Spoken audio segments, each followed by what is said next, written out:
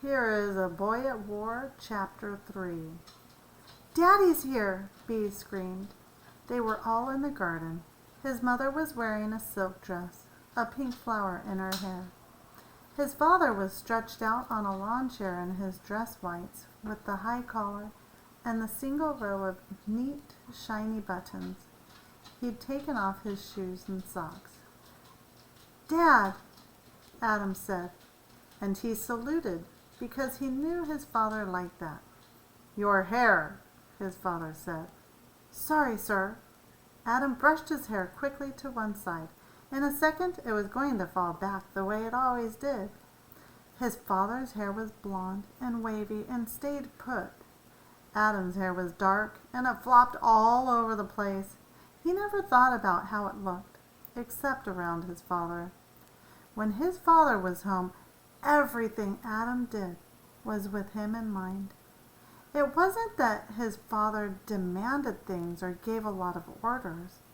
It was just that he was there, and that changed everything. 10 days, and look at him, his father said approvingly to Adam's mother. His father wasn't big, but he had a big presence and a big voice, too. "What have you been feeding him, Marilyn?" "I hadn't noticed, but you're right. He is taller, isn't he?"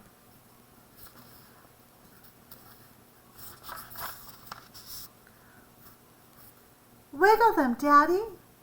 Bee was leaning over their father's knees, examining his bare toes.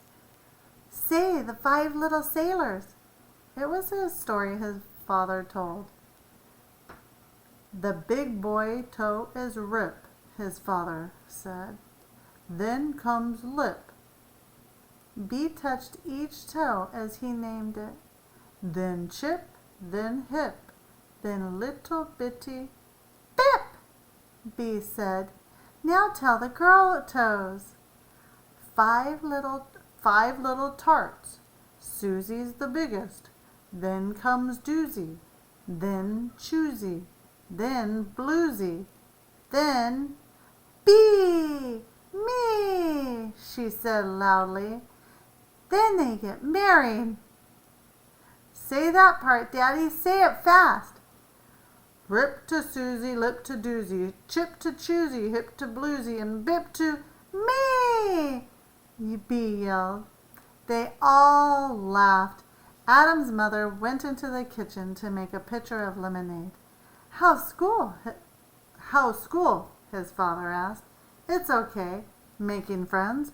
"Oh, sure." "Civilian schools are different, aren't they?"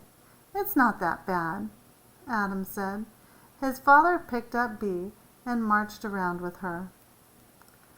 "What if I walked around my ship this way, Bumblebee, in my bare feet? What do you think my men would say?" "No bare feet in the Navy, Daddy. That's against the rules." "Dad, can I have the keys to the car?" Adam said. His father was in such a good mood. "What for?" "To practice my driving." "Since when do you take the car?"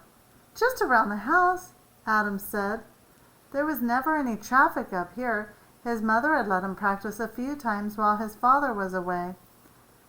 "You don't drive alone till you get your license." "I don't go anywhere," Adam said. "Honestly, Dad, just up and down the street, around the house. I stay real close." "Don't even think of it," his father said. But a moment later, he was in a really good mood. He reversed himself. "Okay, get the car keys and let's see what you can do." Adam got behind the wheel and his father took the passenger seat. "Always put the car in neutral," his father said. Adam nodded and turned the key.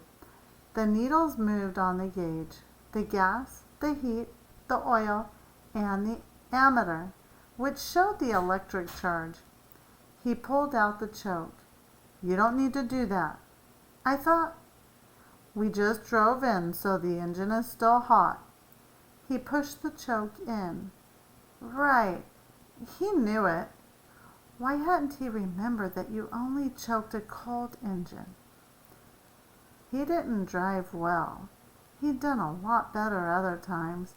He either let the clutch out too fast or didn't feed enough gas. The car bucked. "Ride 'em, cowboy," his father said. He was still cheerful, but Adam was a mess. He stalled a couple of times, and then he backed into their neighbor's hibiscus hedge. "Stop!" his father ordered. "Whoa! Hold it!"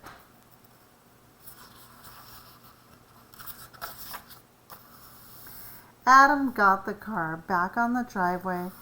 His father didn't say anything else, but Adam was done. He didn't want to practice any more. "Good," his father said, taking the keys. "You got the idea. A little more practice on the fine points, and you'll be okay." "Thanks, Dad." Adam went to his room and flopped down on the bed. He felt exhausted.